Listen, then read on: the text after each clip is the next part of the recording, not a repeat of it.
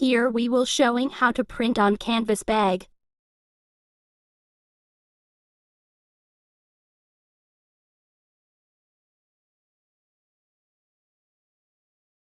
Uploading the picture, then we can start printing.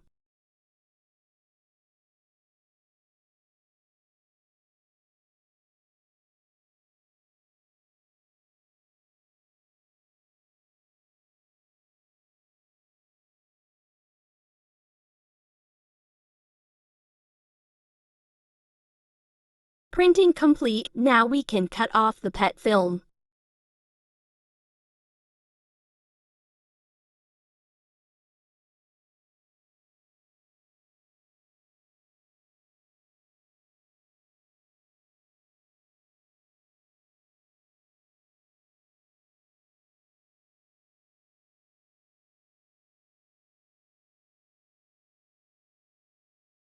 A colorful picture came out.